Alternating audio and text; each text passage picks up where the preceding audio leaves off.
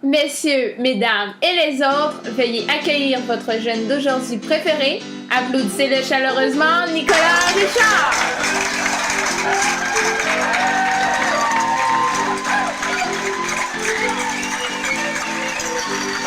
Salut tout le monde, merci d'être là encore une fois.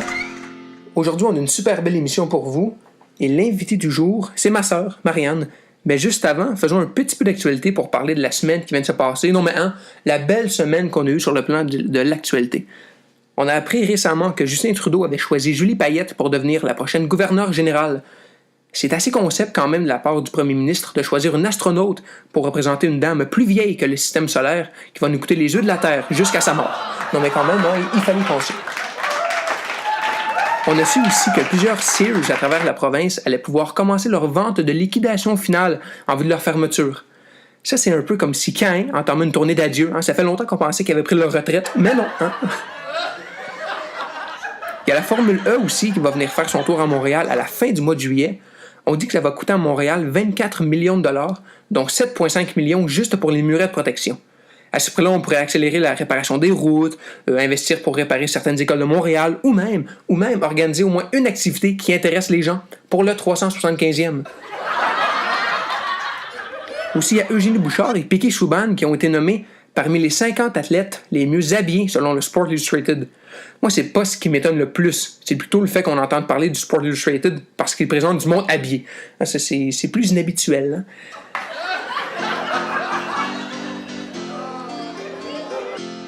J'ai lu un livre qui s'appelle Laurent Duvernay-Tardif, l'homme le plus intéressant de la NFL. Donc oui, vous le savez, je suis un passionné de sport, mais j'adore aussi apprendre sur les athlètes. Tu sais, oui, il y a les résultats, mais derrière ça, ce que j'aime le plus, moi, c'est l'histoire. Les histoires, le cheminement, la façon dont les athlètes sont capables de gérer et se sont rendus à un niveau tel qu'on les apprécie et qu'on les idolâtre, dans le fond. Et je me suis fait recommander ce livre-là. En fait, j'ai le goût de le lire parce que Duvernay-Tardif, c'est un joueur de foot qui a pas son égal. Vraiment, c'est un Québécois. Je vais juste mouiller le trou qui parle en ce moment parce que j'ai vraiment soif. Alors voilà. Donc, comme je le disais, Laurent Duvernay-Tardif a sorti une autobiographie, oui, mais c'est plus un récit de son parcours qui est complètement atypique.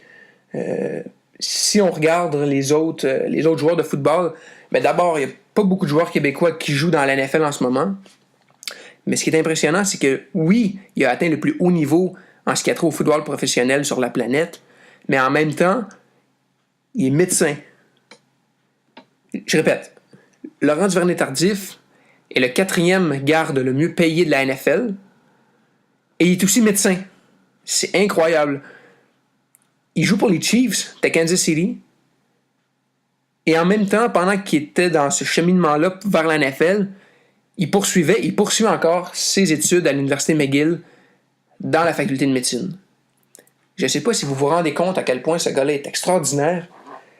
Puis son livre est tellement inspirant, mais l'humain derrière le joueur de foot, l'athlète et l'étudiant en médecine, cet humain-là et ce gars-là que j'aimerais un jour rencontrer sans l'ombre d'un doute, a l'air tellement attachant, son histoire est formidable, c'est écrit dans le livre, là, quand il rentre dans une pièce ou quand il est invité à une émission de télé, tout le monde en a que pour lui.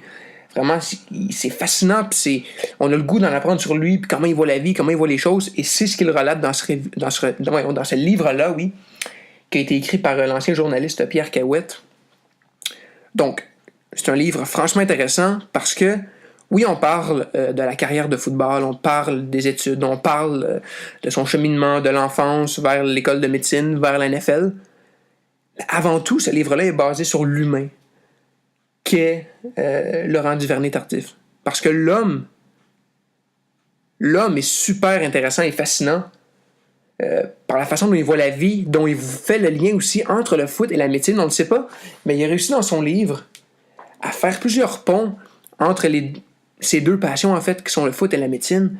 Puis c'est fascinant de voir comment ces deux disciplines-là, puis ces deux choses-là, en fait, qui sont à la base très opposées, ont plusieurs points en commun. Il dit dans son livre, dans les deux, il faut apprendre à gagner, à avoir des bons coups, mais il faut aussi savoir, et c'est super important, gérer la défaite. Parce que, tu sais, au foot, tu te prépares une semaine pour comme affronter un adversaire, parce qu'il y a un match par semaine, il y en a seulement 16 dans une année. Donc chaque match, chaque présence, chaque minute est importante. Puis il faut savoir gérer la défaite et savoir gérer comment se comporter dans l'adversité. Et c'est aussi la même chose en médecine. Oui, tu as des bons coups, tu peux sauver du monde, mais en même temps, tu as l'autre côté de la médaille où parfois, même souvent, trop souvent, faut que tu apprennes à des gens qui ont soit une maladie sérieuse, soit tu as manqué ton coup et une personne meurt, décède. Donc dans les deux cas, il y a de l'adversité. Oui, c'est pas le même. Je veux dire, entre perdre une partie de football ou perdre la vie de quelqu'un, il n'y a rien de comparable. Sauf qu'il faut savoir perdre, il faut savoir réagir dans toutes les situations. Et c'est le pont principal qui fait entre ces deux passions. Donc, un livre qui est sorti le 5 avril 2017 par Flammarion Québec, ses éditions. Et c'est un livre de 188 pages qui est quand même, je veux dire, qui est super, qui se lit bien. Tu sais, je veux dire, peut-être en 3 heures, peut-être c'est terminé. Puis, en tant que lecteur, c'est un livre qui se lit extrêmement bien parce que c'est tellement unique, cette histoire-là, qu'on a le goût de la lire, puis on a le goût d'en apprendre plus, puis ça nous inspire, nous, en tant que lecteurs. Il y a plusieurs chapitres, mais on y va vraiment en ordre chronologique, quoiqu'au début, il parle un petit peu de son entrée au monde du foot, mais après ça, vraiment, on parle de son enfance jusque dernièrement, lorsqu'il a signé son énorme contrat de 5 ans et 41 millions de dollars. Donc, on commence le livre avec son enfance. On parle que Laurent Duvernay-Tardif, là, je vais pas vous raconter le livre, évidemment, parce que je veux que vous le lisiez, mais je veux vous parler de l'homme et de son histoire, parce que c'est ça qui va vous donner le goût de lire ce livre, oui. Parce que moi, c'est ce qui est arrivé. Alors, Laurent Duvernay-Tardif, né à Mont-Saint-Hilaire, dans une famille très sportive. Sa sœur, une de ses sœurs fait de l'aviron aujourd'hui dans l'équipe canadienne, l'autre fait du ski de fond, oui. C'est ça, du ski de fond, ouais. Donc, lui aussi, il fait beaucoup de ski, mais a vraiment jamais été intéressé par le foot en tant que tel. C'est vers l'âge de 12 ans où sa mère voulait, parce qu'il était hyperactif, voulait le faire jouer dans un sport, et ça a donné que ça a été le foot. Il n'a jamais suivi, je veux dire, il n'a jamais écouté une partie de NFL à la télévision. À 14 ans, il ne savait pas qui était Tom Brady, mais il jouait, puis lui, il aimait ça, puis c'était juste ça. Je veux dire, il n'a jamais voulu une carrière dans la NFL.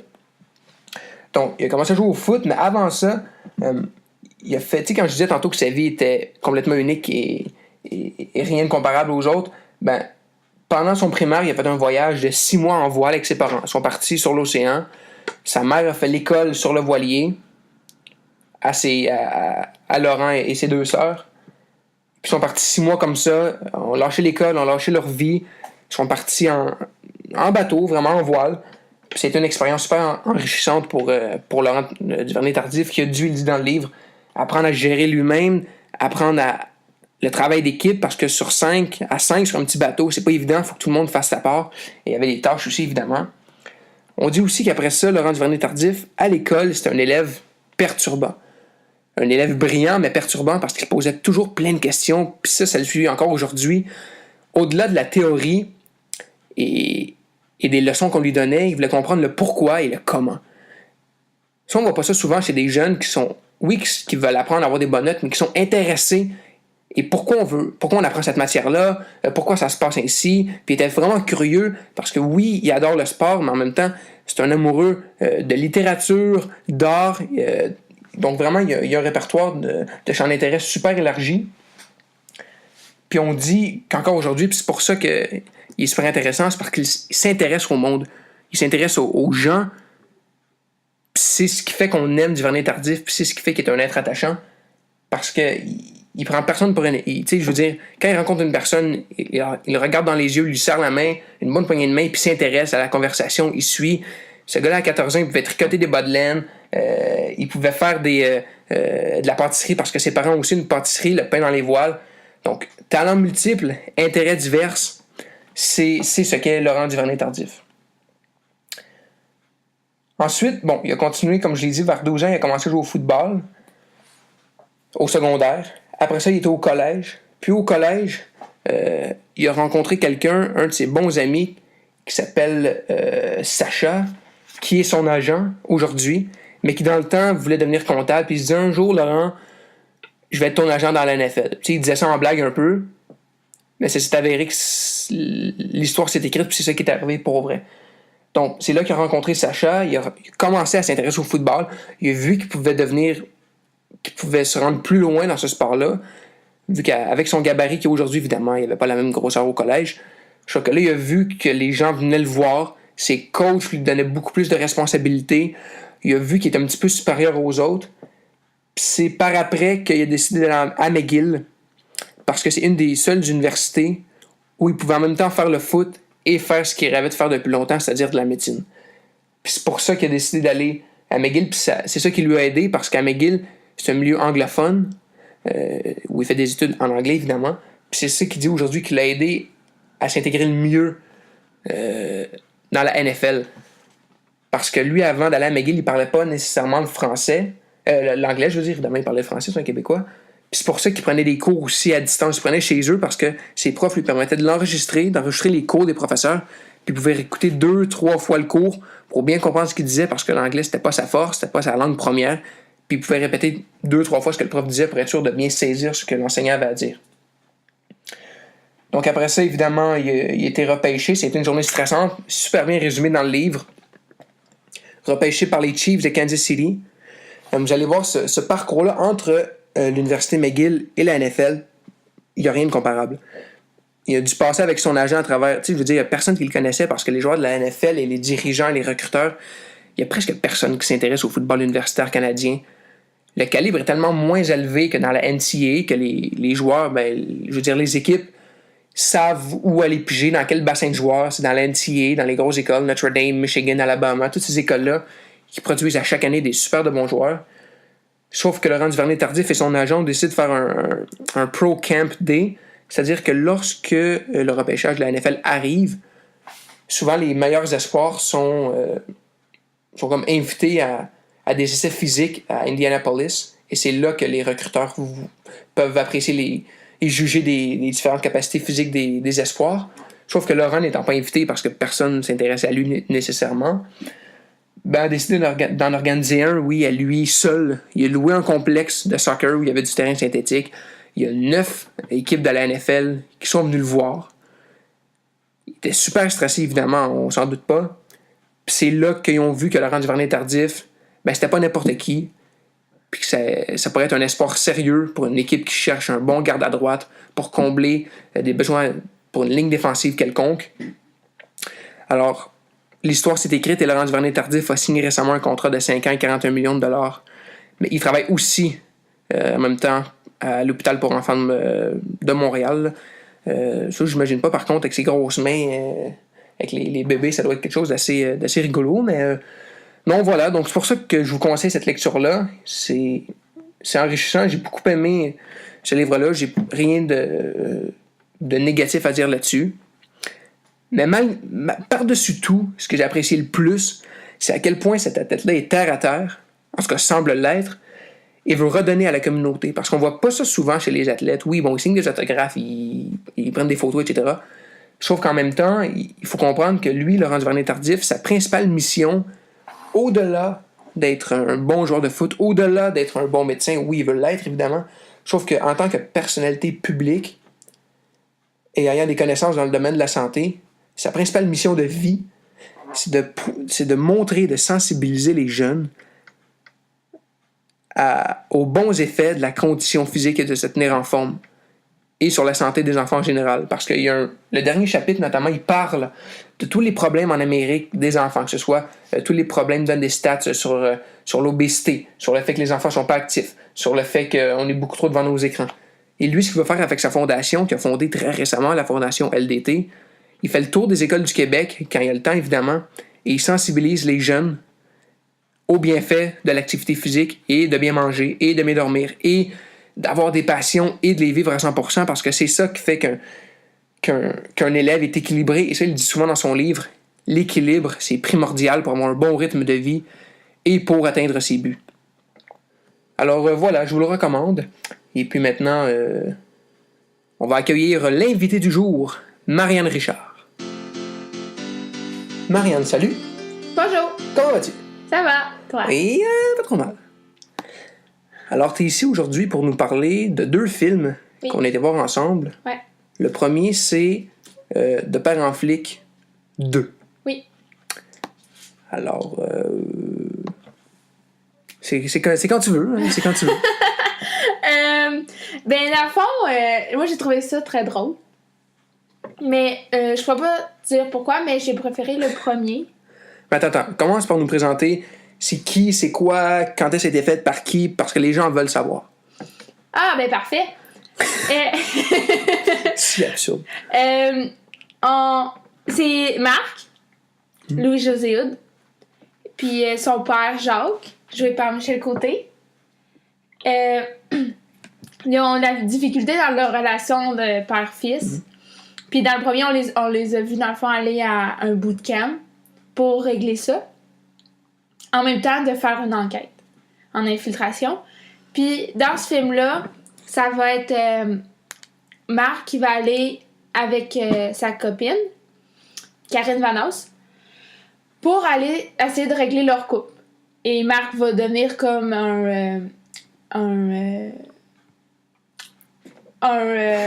Qu'est-ce que tu veux dire?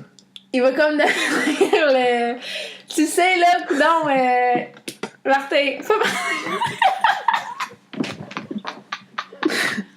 Qu'est-ce que tu veux dire, Marianne? Dis-moi, parle-moi. Michel Côté, il était comme le...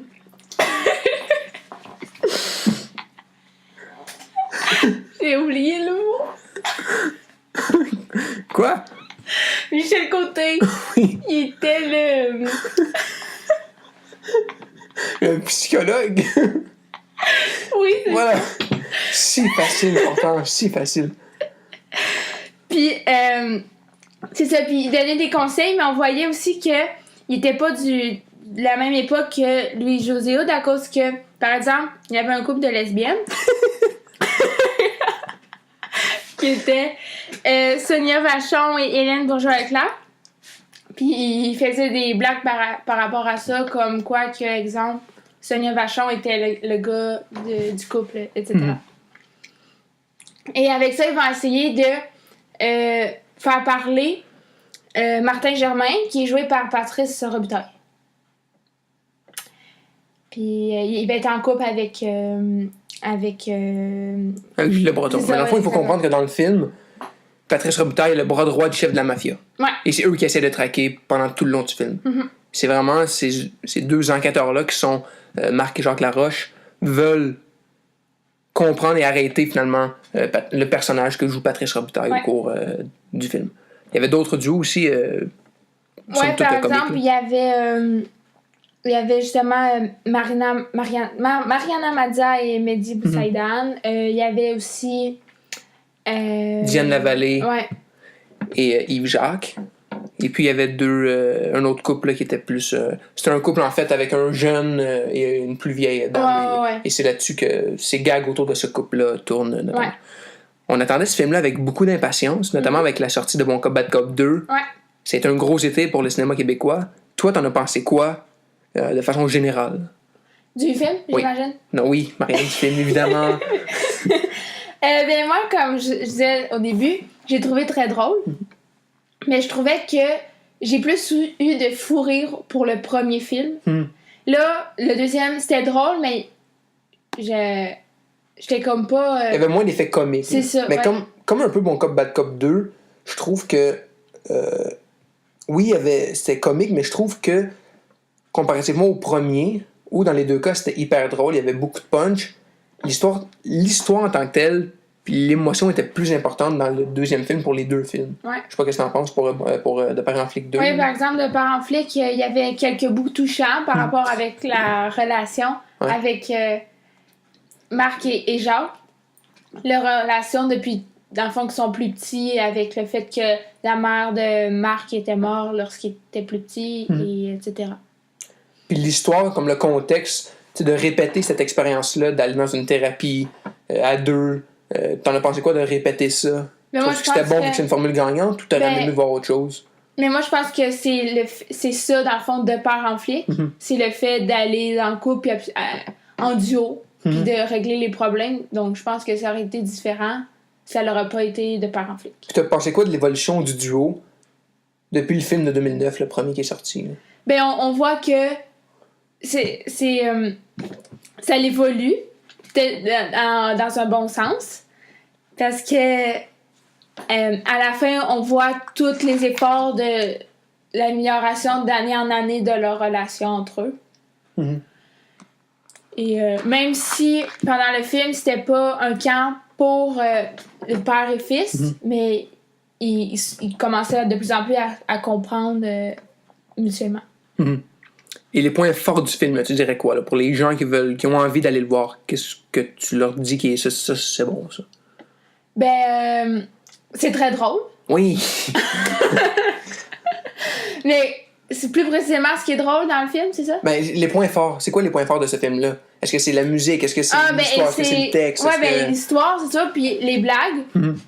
Parce que on voit beaucoup l'humour, justement, de Louis-José Hood. Malgré le fait que je trouve que, comparativement à dans le premier, on voit plus que c'est Marc. C'est pas Louis-José Hood. Avant, on trouvait vraiment Louis-José Hood et ses blagues. Ouais, c'est ça. Puis c'était Louis-José Hood, puis on voyait Marc, mais là, c'est Marc, puis des fois, on oublie que c'est Louis-José. Ouais, c'est ça.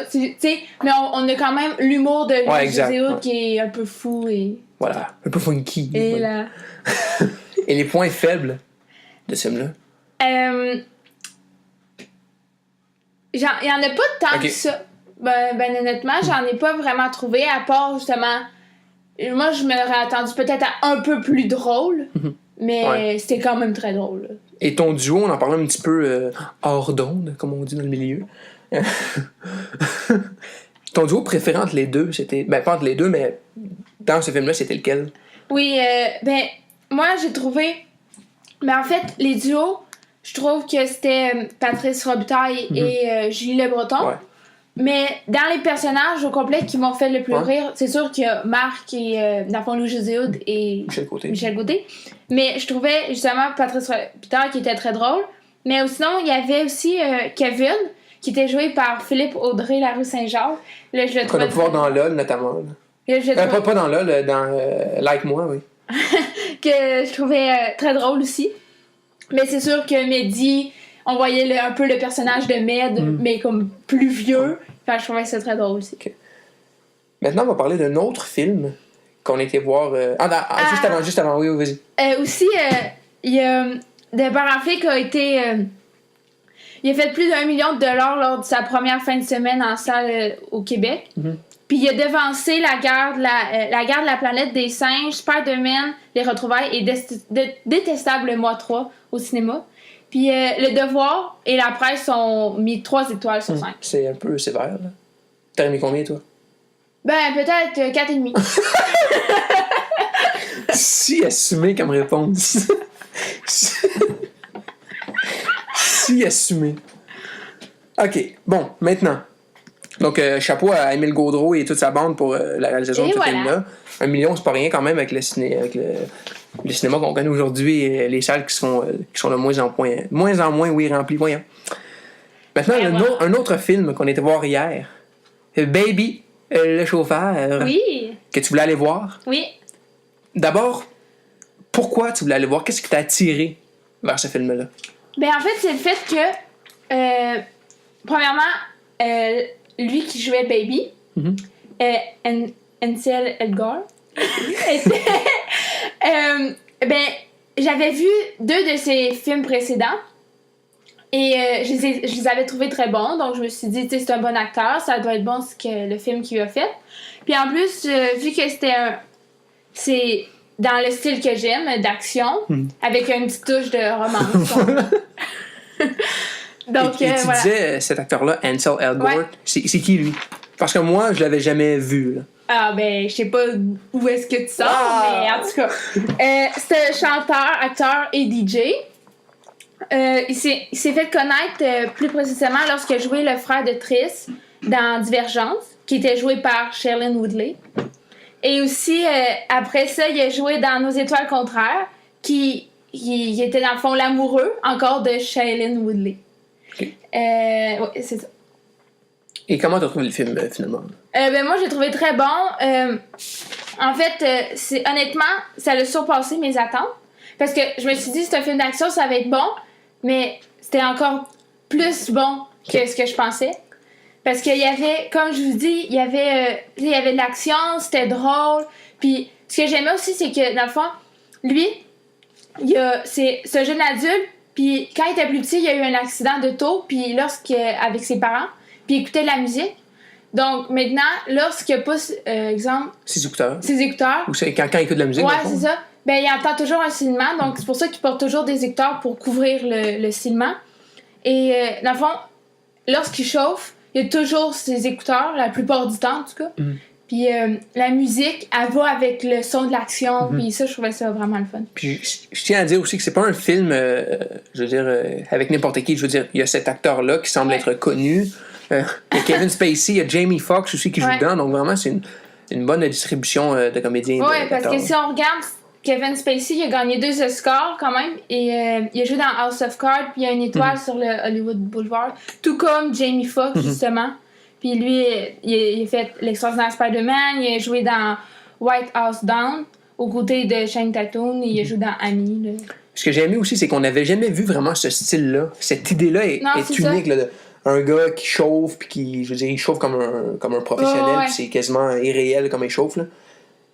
J'avais jamais vu ça nulle part, ce style-là, avec cette histoire d'amour-là qui est aussi très bizarre. Puis, tu sais, des fois, des films, des blockbusters qu'on voit, puis bon, on sait qu'est-ce qui va se passer, on connaît, je veux dire, c'est une recette souvent utilisée auparavant, mais là, vraiment, j'avais jamais vu ça avant. Ouais, comme à la fin, on va pas dire de punch, mais je pensais qu'il allait arriver un truc, puis finalement, c'était complètement une autre chose complètement différente qui est arrivée. Puis, mais tu l'as dit aussi, c'est un film d'action, mais aussi beaucoup de moments touchants. Là. Oui, parce que par exemple, lui, il a été adopté, puis son père qui était adoptif et sourd, mais on voyait que, dans le fond, on le voyait parler avec le langage des signes puis tout ça, puis quand il était avec, il était quand même une autre personne complètement différente, puis il avait plus de plaisir parce que dans le fond, lui, c'est pas ça qu'il voulait faire comme travail. Ce qu'il fait en ce moment, dans le fond, c'est un chauffeur pour des voleurs de banque et tout, mais on voit quand il est avec son père adoptif, c'est très touchant, et aussi quand il parle de sa mère qui est morte durant l'accident d'auto, dans le fond, c'est très touchant aussi. Donc, tu me conseilles aux gens d'aller le voir? Ah oui. Oui, comme je vous dis, comme je te dis, ça l'a surpassé. Oui! Ça l'a surpassé les attentes, là. Et la presse, lui, il a donné 3,5. Toi, t'aurais donné combien? 4,5, hein? Ouais, mais plus, peut-être. Ah ouais? J'ai plus aimé ça que de parents. OK. Puis les points forts, là, tu me les as dit, il y avait de l'action, mais en même temps de la romance et des moments touchants, mais ton point faible. Moi, personnellement, c'est que le son est un petit peu trop fort. Là. En fait, j'avais mal à la tête un petit peu. Je suis une petite oreille de personnes âgées. Ouais, voilà. C'est que... Ben, il fallait justement, comme c'était sourd et muet, c'était souvent des trucs de... Tu sais, de lire ou des choses comme... Ouais, c'est ça. Okay. Mais c'est vraiment... Ça tentait pas d'apprendre le langage des signes avant d'aller voir le film? Non, c'est ça, mais aussi, toi, au début, tu pensais, quand je te l'avais proposé, dans le fond, d'aller voir ça, ça te tentait pas au départ. Oui, voilà. Parce que, puis tu me l'as dit, à la fin du film, tu pensais que ça allait être comme Rapide et dangereux, ouais, de la course, exact, ouais. Mais c'est vraiment pas ça. Tu m'as bien cité. Je sais. Puis, oui, exactement. C'est ça, puis, dans le fond, ça peut plaire aux gars comme aux filles, justement, parce que je veux pas être stéréotype, mais d'habitude, les filles aiment plus les trucs romantiques et tout. Mais il y en a aussi de ça, puis ça peut plaire aux gars à cause qu'il y a de l'action. Je te pose une colle. Dernière question. Ton film de l'été jusqu'à maintenant, est-ce que c'est Baby? Ou c'est Baywatch? Ou c'est The Paralympics 2? Ou c'est Bon Cop Bad Cop 2? Ou c'est Transformers? Ou le film de l'été? Je dirais... T'sais, la chanson de l'été, c'est Despacito. Ouais. Le film de l'été, c'est quoi? Je dirais... C'est sûr que Baywatch, justement, vu que, tu sais, les plages et tout... Oui. Les acteurs aussi, là, qui étaient dedans aussi... Oui, c'est ça. Mais, je dirais... c'est difficile entre Baywatch et Baby, le chauffeur. OK. Ouais. Mais la question, c'était c'est quoi le film? Oui, je sais. Mais c'est difficile à dire, mais je pense Baby. Ouais? Ouais. OK. Alors là-dessus, Marianne, merci beaucoup pour ta présence. Ça fait plaisir. Ça a été super intéressant. Voilà, on peut te suivre sur Snap. Oh non, t'as pas de Snap. Facebook. Oh non, t'as pas de Facebook. Non, c'est ça. Instagram? Ouais! Sur Instagram, ton nom c'est Marianne.Richard, je crois. Non, c'est Marianne Barantu. Ah, voilà. Alors, merci aussi à Number 22, Dave Arnaud Leblanc pour la musique originale. Mon nom est Nicolas Richard et on se dit à la prochaine pour une autre émission de Jeunes d'aujourd'hui.